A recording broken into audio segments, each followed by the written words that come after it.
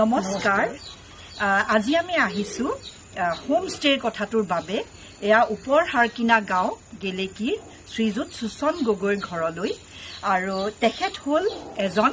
বনৌষধৰ specialist বিশেষজ্ঞ তেওঁৰ নিচা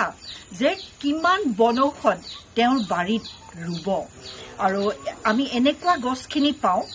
যিখিনি আপুৰুগীয়া আৰু যিখিনি আমাৰ স্বাস্থ্যৰ বাবে উপকাৰী গোটেইখিনি তেখেতৰ ঘৰত আছে বহু গছ আছে আৰু হোম ষ্টে ইয়াত ইণ্টাৰেষ্টিংলি আজি প্ৰায় এবছৰৰ আগতে আমাৰ ডিব্ৰুগড়ৰ ডিচি তেখেতে ইনগ্ৰেট কৰিছিল এতিয়া আমি হেয়া এয়াৰবিএনবি ৰেজিষ্ট্ৰেশ্যনৰ বাবে আহিছো যাতে আজি অতি সোনকালেই আমি তেখেতৰ ঘৰখন খুব সুন্দৰ এটা জেগা আগফালে মুকলি পথাৰখন ইফালে সুন্দৰ বাৰীখন প্ৰকৃতিৰ মাজত এটা সুন্দৰকৈ অতি আৰ্টিষ্টিককে বনোৱা এটা ঘৰ ওপৰ মহলাত হোম ষ্টে গীতা আহল বহল থাকিও খুব ভাল লাগিব এয়া আমি গোল্ডেন ডনৰ ফালৰ পৰা এটা মিছন লৈছো যে অসমৰ গাঁওবিলাকত আৰু চহৰবিলাকত আমাৰ মানুহে হোম ষ্টেৰ বিজনেছটো আৰম্ভ কৰে আৰু তেখেতসকলৰ ঘৰবিলাক যাতে আমি Airbnb, booking.com, Google, এইবিলাক মেক মাই ট্ৰিপ এইবিলাকত যদি কানেক্ট কৰি দিওঁ তেতিয়াহ'লে তেখেতসকলৰ হোম ষ্টেবিলাক নেশ্যনেল মাৰ্কেট আৰু ইণ্টাৰনেশ্যনেল মাৰ্কেটৰ লগত কানেক্টেড হ'ব সুচন গগৈ দিওঁ আপুনি কওকচোন কেনেধৰণে ধৰক এই যিটো আপোনাৰো হেঁপাহ আৰু আমিও যে আহিলোঁ সেই অভিজ্ঞতাটো দুআষাৰ কওক নমস্কাৰ আমাৰ ঘৰলৈ আজি দুগৰাকী অতিথি আহিছে আমাৰ গোহানি বাইদেউ আগতে আহিছে তেখেত আমাৰ ইয়াত অহাৰ কাৰণে মই জয়জতে দুইজনলৈকে মোৰ ফালৰ পৰা শুভেচ্ছাৰ লগতে ধন্যবাদ জ্ঞাপন কৰিছোঁ এই যিটো হোমষ্টেৰ পৰা মই বহুত দিনৰ পৰা মোৰ এটা বৰ হাবিয়াস এটা আছিলে মোৰ এটা হেঁপাহ আছিলে যে পৰৰ যিবিলাক অৰ্থাৎ অন্যান্য ৰাজ্যৰ পৰা অন্যান্য ৰাষ্ট্ৰৰ পৰা যদি আমাৰ এই অসমীয়া সুজলা সুফলা গাঁও যিবিলাক আমাৰ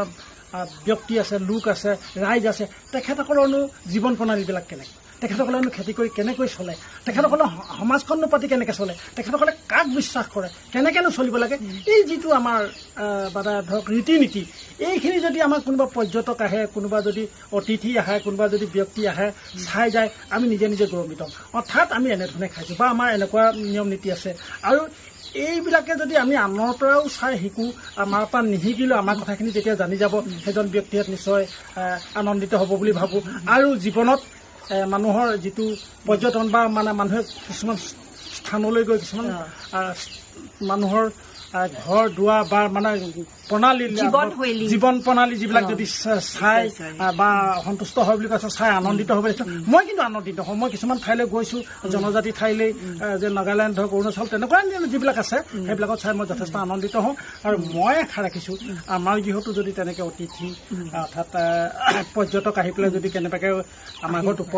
উপস্থিত হয় মই নথৈ সুখী হ'ম ভগৱানৰ ওচৰত প্ৰাৰ্থনা জনাইছোঁ আৰু আমাৰ আজি এই বাইদেউ বা এই এখেতসকলৰ যিটো সংগঠন বা যিটো টীম তেখেতসকলে যি পদক্ষেপ লৈছে তাত মই ধন্যবাদ দিছোঁ আৰু মই প্ৰশংসা কৰিছোঁ তেখেতসকলে যেন ইমান ভাল এটা পদক্ষেপ লৈছে গতিকে আমাৰ এই গাঁওবিলাকত একেবাৰে সোমাই থকা ভিতৰুৱা অঞ্চলতো যে এনেকুৱা মানুহ আছে বা এনেকৈ যদি আহে ভাল পাম আৰু মই আশা ৰাখিছোঁ পৰ্যটকসকলে আমাৰ ঘৰলৈ আহক আৰু যিমান পাৰোঁ শুশ্ৰূষা কৰিম আৰু সেৱা জনাম বুলি ভাবিছোঁ গতিকে মই নথৈ সুখী হৈছোঁ হয় আৰু এইটো আমাৰ মিছন গোল্ডেন ডনৰ যে আমি অসমীয়া মানুহৰ ঘৰবিলাকত তেওঁলোকৰ যিটো অতিথিৰ ৰুম আলহীৰ ৰুম এই ৰুমবিলাক যাতে তেওঁলোকে হোম ষ্টেলৈ পৰিণত কৰে যাতে এটা সৰু উপাৰ্জন তেওঁলোকৰ প্ৰায় আহি থাকে আৰু যিটো মই আগতেই ক'লোঁ যে এয়া